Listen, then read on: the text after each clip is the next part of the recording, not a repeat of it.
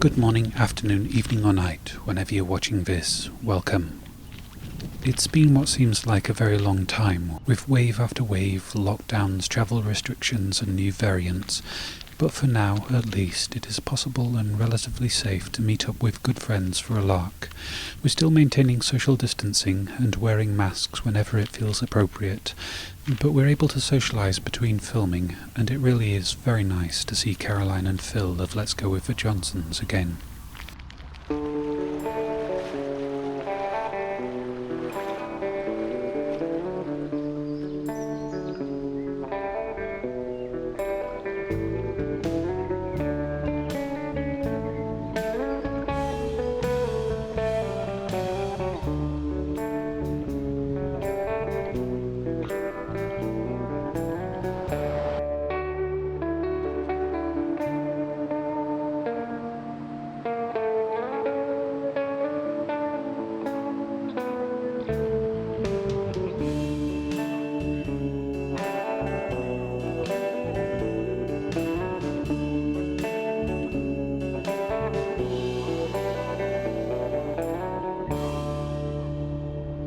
Let's go Mudlarking!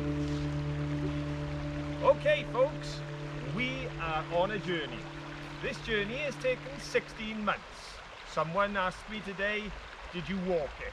We've come from South Wales to Yorkshire and we are with our good friend, sometimes known as Tim Tom Tam, but to everyone is Mr. Tom Burley. So at the moment, Caroline is filming me while I'm being filmed, as is she, by Tom, who's on top of the banking.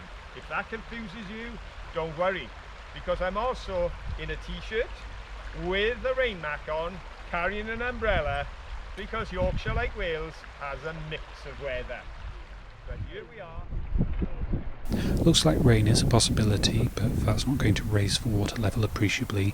Last time I was here, the beach was 18 inches underwater, and the approach to it was waist height. My first find of the day was a tiny bit of copper wire that I didn't think was worth filming.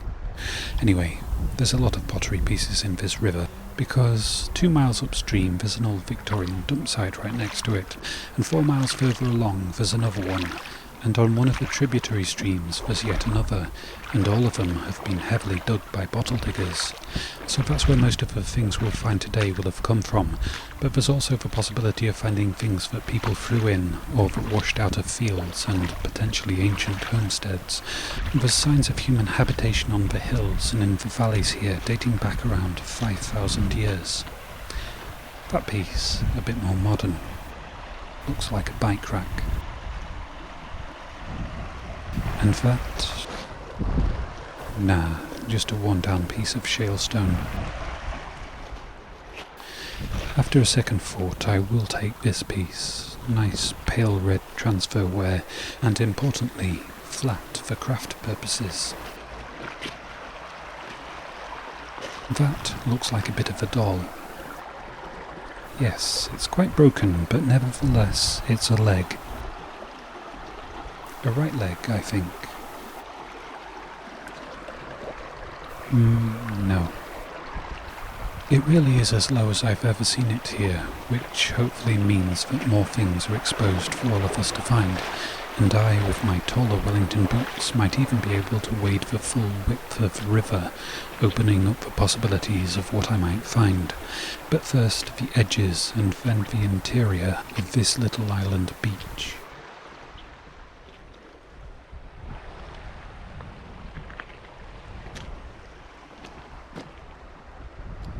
It's a pontil mark from a handmade bottle, dark glass but not especially thick, probably 18th century, a time when this area was at the heart of a rapidly expanding industrial revolution, with mills on every stream and river, most of them doing things with wool, like that clump I just passed.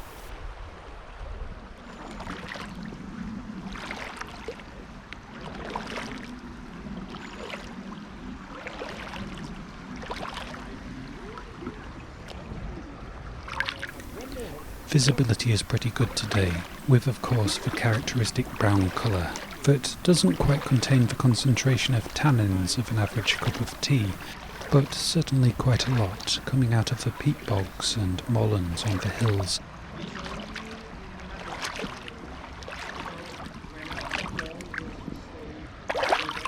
I think it's probably the same material that dough rising balls were made of, and this might be that, just after the slip glaze has been worn away.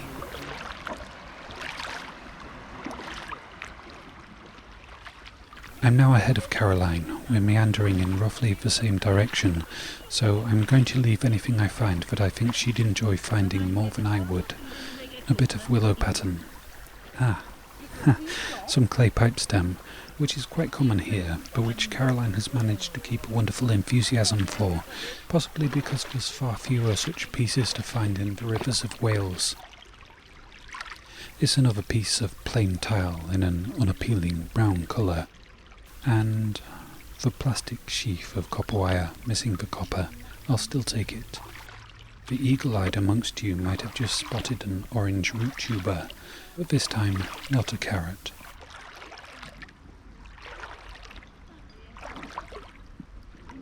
Some more wire. The metal is in this one. No, going to need both hands to extricate this one. Back soon. When the weather is fine, you know it's the time for messing about on the river. Would be wonderful to kayak lazily down this river on a day like today, at least as far as the weir. For now it seems that the potential rain has moved away to the northeast, leaving nice fluffy clouds in its wake and blue sky between. Being on the edge of such a transition tends to give an amber glow to the light at ground level. Also, I found recently, I like that quality of light.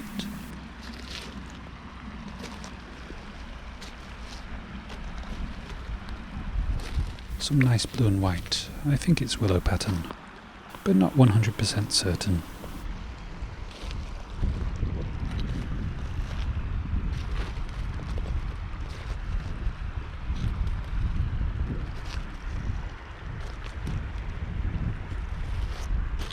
And there is another piece of clay pipe stem next to some milk glass.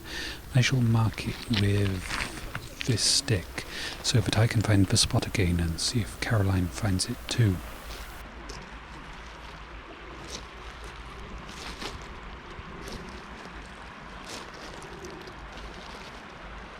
Looks like a hagstone. Yes. And I like how delicate the bridge over the hole is, the action of probably a small, harder pebble being spun and churned by water, tunnelled through neatly, rather than breaking a trough. Don't know if I'll take it, but in this moment, I like it.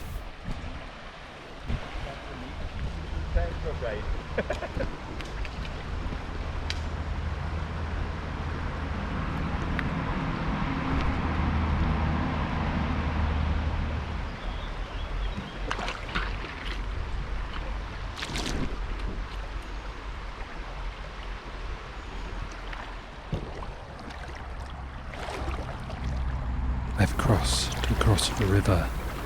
First time I've ever been able to do that here. I think Phil is setting up a game of plain or patterned that they've asked me to play, and Caroline's engrossed in the hunt. This is intriguing, a concretion of quite ancient river gravels with the softer banking removed from this bit. If this river had the right geology for significant placer gold, the bottom edge of that is exactly where I'd look. But it really doesn't, so it's not worth trying. It is interesting though, I've never really seen much evidence of the winding that this river must have done to carve out this valley. I don't think this one was started off by glaciers. As far as I know, the nearest one during the Ice Age stopped about 20 miles to the north.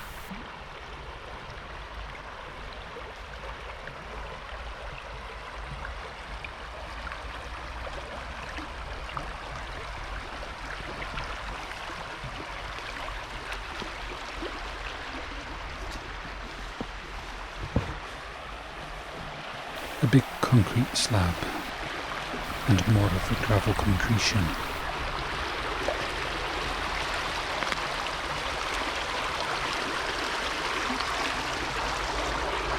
First significant piece of a bottle today, quite modern, and some Japanese knotweed, which might account for why the concretion is being exposed, and a bottle sticking out of a bank, modern screw top, so a bit of a mystery as to how it came to be buried in a banking about 18 inches below the top.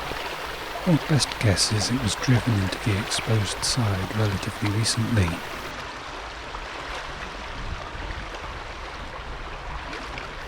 That's a crayfish claw, which is probably quite indicative of otters or mink in the area. And a comb. No use to me, I never comb or brush my hair, so bin. This is mighty curious. Not close to a house, nor a path that I know of. Looks to be pillars for either a bridge or a jetty. That's not rotted away. They were set at this height, so was the river once quite a bit lower. Jetty seems most likely, given that the opposite bank is about a metre higher than the one over here. And there's somebody taking an interest in what Caroline and Phil are doing, and I've just found a pike ball. Quite a plain one, but a nice surprise, and Caroline's going to be jealous. Maybe I should have left it and told her where it was to be found. Oh well. Going to go and talk to the curious guy, which is very uncharacteristically sociable for me. Maybe I've been saving up my very limited sociability through the lockdowns.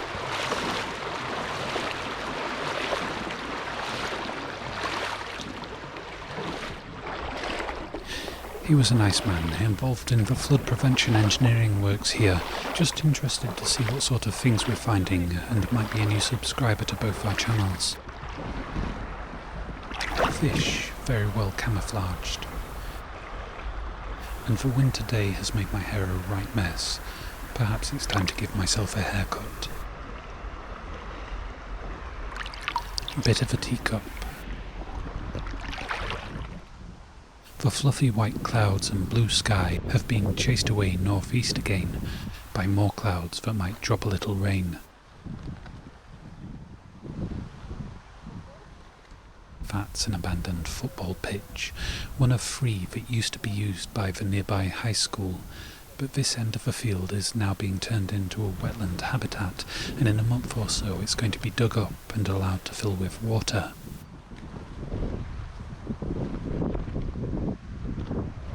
This camera does not do long-range zoom. If it could, I would zoom in on the right-hand pier of that weir ahead, where a gaggle of Canada geese are relaxing, some of them quite young and still cute. I hope we don't disturb them too much. I swear there used to be a path here, and apparently there are plans to re-establish one. But for now we must wade through the grass, the thistles, the mugwort, the dock, the river mint, which is edible but tastes like how I imagine paint thinners taste, and this, which is either Queen Anne's lace or water hemlock, not sure which.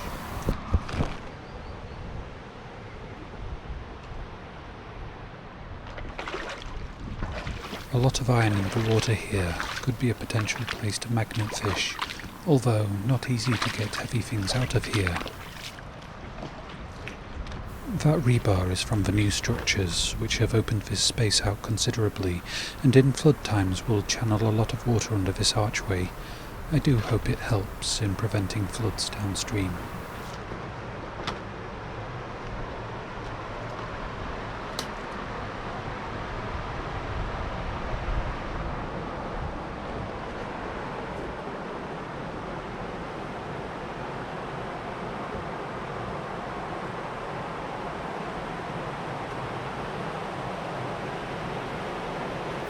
Mugwort, a tea of which is supposed to be a good remedy for anxiety and insomnia. It's supposed to give you really vivid dreams too, and that's the only reason I ever tolerated the taste, which isn't to mine. But then I didn't remember the dreams, so don't know if they were vivid.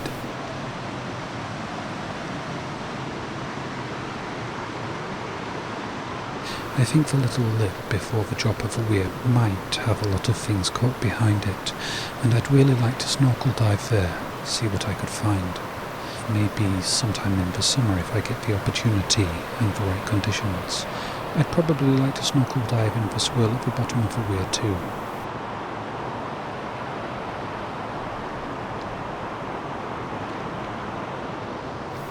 Don't think there's anything there of interest. Let's head to the beach.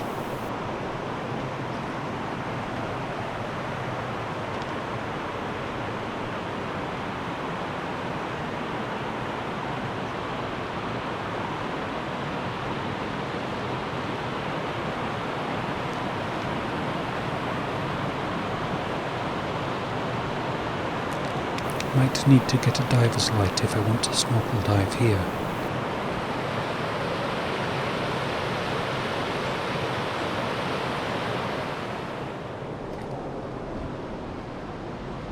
I may be wrong, it's just a hunch, but I think that Phil may have found a brick.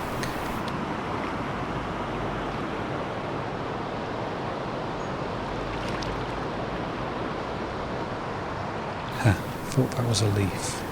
It's not. It's glass tile. Quite a nice piece and could theoretically be made into a piece of jewellery.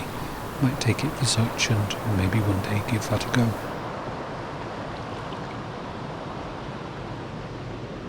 I don't know if I'm finding so many of these because I'm walking in the rivers more than I used to, or because there's more crayfish and more things eating them as the health of the river bounces back after the industrial pollution that 30 years and more ago used to turn this water bright green on occasion, and not the harmless bright green that dyes the waters of Chicago on St. Patrick's Day. No, the more toxic sort of green dye. Not just green actually, any colour that the dye works was flushing out. Green is just the one I remember the most. Quite an unusual lumpy teapot spout. Looks kinda like a very eroded ostrich feather array, as in the crest of a Prince of Wales. Some fiberglass. We'll take it and bin it.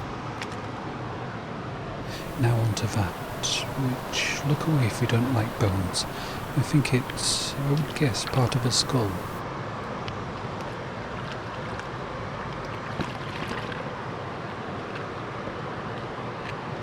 I'm not 100% sure, but it looks like the back end of a horse's skull to me, and I do not particularly want it. I do want to see if there's anything in that safe. I've got to assume that it was dumped in the river and was either stolen or it contains something that somebody really doesn't want found. The first option is the more boring of the two scenarios and overwhelmingly more likely. So with no sign of the front door having been forced, I guess they took the back way in. Well, actually, looks like they made a hole in the bottom of it first and then moved over to a corner and then cut the back off.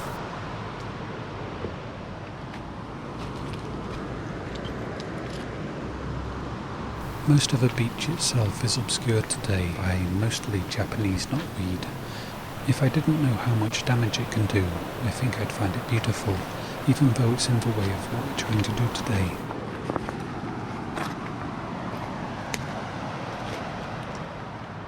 The changes on this beach are profound. When I first found it, a small number of plant varieties grew here that year. Now grasses, Welsh poppies, I'm not sure what this one is, but looks nice and smells nice. The nettles look happy and healthy, as does the mugwort. Sorry for the sound, the building that abuts this beach is small-scale industrial usage, which means power tools.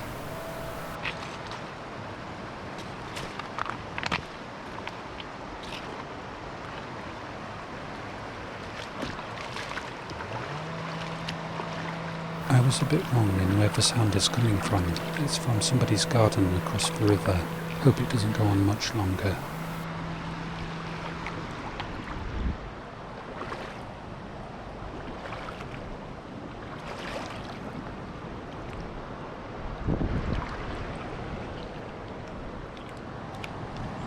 The amount of these that I'm finding makes me want to set up some trail cameras along the water's edge, see if I can film some otters eating. Of course, that's a really bad place to leave cameras long term. One heavy rainfall could be enough to sweep it away. Maybe a trail camera actually under the water might be an idea. Not sure many people outside of tropical waters and aquariums have done much of that. Sorry, I've been thinking about trail cameras a lot recently, and have vague plans of making a bird box with a built-in one for next year. Plans for maybe putting another trail camera in the woods near me too. See some deer and badgers, foxes, squirrels, Sasquatch and Chupacabra.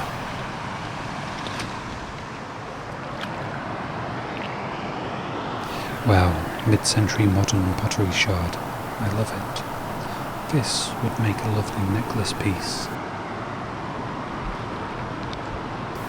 Looks like a shackle. Aluminium. Drain pipe clip, I think. Who would like me to film a snorkel dive search here? There wouldn't be much talking in it. There's a stack now of bricks behind Phil. I suspect he created a new game.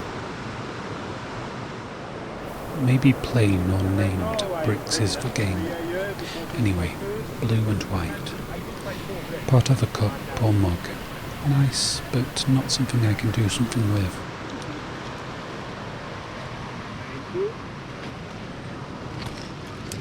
This? No.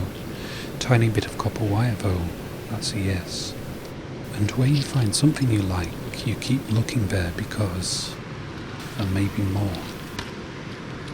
Oh dear, I disturbed an ant's nest and they're a bit frantic. Here, have your roof back, gently lowered. Us humans, we do mess things up, don't we? Little ladybird and a fair number of tiny orange spider mites. They move so fast for their size. I think I found a very similar shot to this before, and the ladybird is back on the rock, might be hunting the spider mites.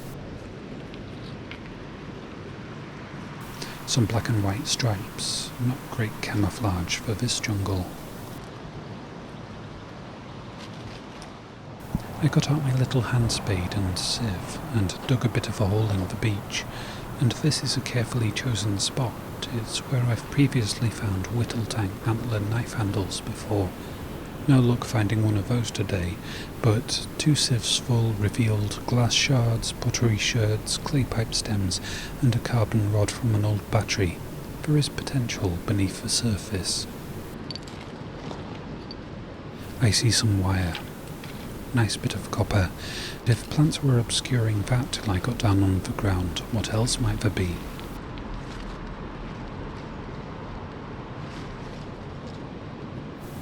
Nice little shard.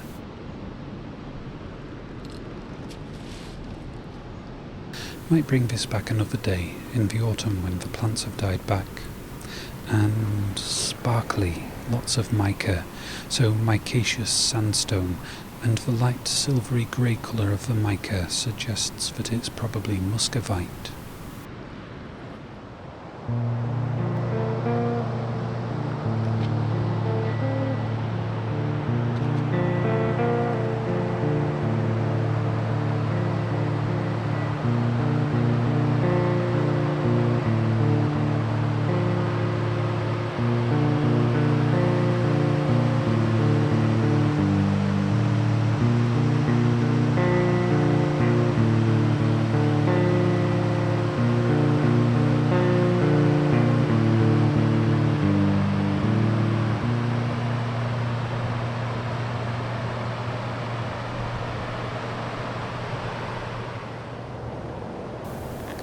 What is that? It's a fishing lure. Hook still in and some of a nylon fishing line. Do wish that somebody would invent a biodegradable line. I think that even when fish proteins have been perfectly replicated in probably precision fermentation processes, people will still fish as a hobby and leave line lying around, causing problems for wildlife. We're just about to leave this beach by the back way, and I've just found a raw-grade bottle stopper. Nice little find to end the visit. Caroline and Phil are ahead of me. I hope they've found a bottle stopper too. I do know that Caroline has found something that she was really hoping to find, so even though most of the beach is very overgrown, I'm glad I brought them here, and I'm sure they won't be too upset about having walked past not one, but 2 vulcanite bottle stoppers in close succession and some pipe stem. Okay, time to lead them to the next site, on the hilltop. There they will shoot another video, and I won't. I'm going to show them around the site, and then go home to collect my girlfriend, who loves watching the Johnsons' Saturday Night Live show with me, and bring her out to the site to meet them. Of Yorkshire. Standing in long grass, which is nothing unusual. Fortunately, there aren't nettles at the moment. But who knows what we may find when we just head that way a little, following our friend Tom as we search on a mountain top. We've done down in the valleys on this tour, and now we're on the mountain. You find that if you want, just walking along. It bodes well. This is the way we're heading. We have no idea. Summertime really isn't the best time for visiting dump sites. Plant growth hides a lot of the things that we might like to find. Almost everything I find while I'm guiding them around this site I'm leaving for them to find or miss, like that piece of glass rod which Caroline will absolutely love to find, and a brass button. Put the kettle on. I will take the few bits of lead I find to be recycled, tiny scraps of copper which, well, Caroline likes finding copper and brass things, but she doesn't usually pick up humble wire. Might also take this, a partial brass shotgun shell. Not much metal left in it, just crumbling verdigris. And is that a little copper square nail? It is, or maybe a tack, rather than a nail, but still hand-forged and probably older than most of the things buried here.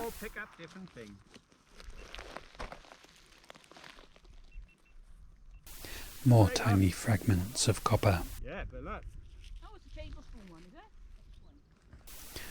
Tiny little bottle, so cute. I hope that either Caroline or Phil finds it.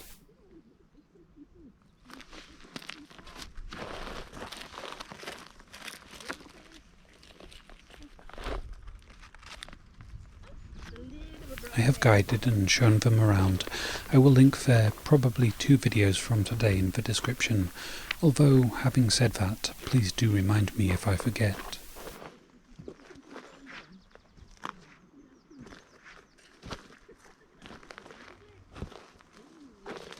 Something in there. Is it Superman? Is it a plane? No, it's a bird. I'll leave it be. And it's time for me to go.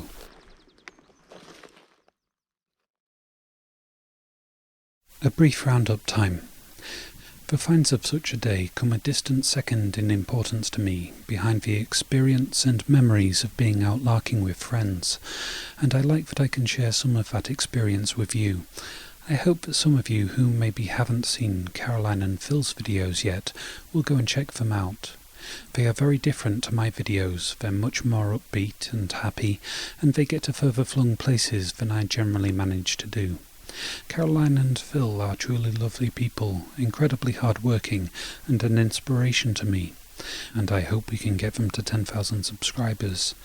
I know I don't pull that kind of weight with my suggestions, but 6k has just been passed. And is 7k out of the question? 8, 9, 10,000? Who knows? Surprise me. I wasn't expecting to find all that much in those places, so I'm not disappointed. My aim in taking them there was instead for Caroline and Phil to find things that either they rarely find, or still very much enjoy finding. Things like pieces of clay pipe. I was very glad that Caroline found not just a bucket list item for her, namely some glass rod, but some glass rod in a really rare colour. For myself, I took some pottery pieces and glass ostensibly for crafting with. Out of all the pottery pieces I've ever found, this mid-century modern bit is the most likely to actually get me to crafting with pottery, rather than just planning to, and then doing something else. I kinda wish I'd left the pipe bowl where I'd found it, for Caroline to find, but there was a passerby wanting to talk to us, and I went and did that instead of putting the pipe bowl back. Oh well. Some vulcanite stoppers, one of which I haven't found before and matches nicely with a bottle I've previously found at a dump site, and a little copper. At the Hilltop site, a bit more copper, some brass and scrap lead. That's for rather sparse finds, and the thanks are more numerous. Thank you so much to everyone who's donated through Ko-fi. It all adds up to making a big difference for me and this channel. A big thank you to Bella Lucy, who very kindly bought from my Amazon wishlist a bottle of chartreuse, possibly the only liqueur in the world that has a colour named after it. It is named in turn after the Grand Chartreuse Carthusian monastery in the Chartreuse Mountains, where it is made to a secret 400-year-old recipe of 130 herbs, flowers and plants, and a lot of alcohol, the recipe known only to 2 monks at any one time. Unfortunately, according to Amazon, the parcel was damaged in transit and the purchase refunded. A shame, but these things happen, and I very much appreciate the thought and generosity of the gift, so thank you very much, Bella Lucy. Finally, a big thank you to everyone who's liked, commented, shared my videos. Such interactions really do help the channel to grow. I do hope that you've enjoyed this video. If you have, and if you'd like to, then any show of appreciation is very much appreciated. I hope that you're all keeping safe and well, looking after yourselves and loved ones as best you can. Thank you all very much for watching, and for now, goodbye.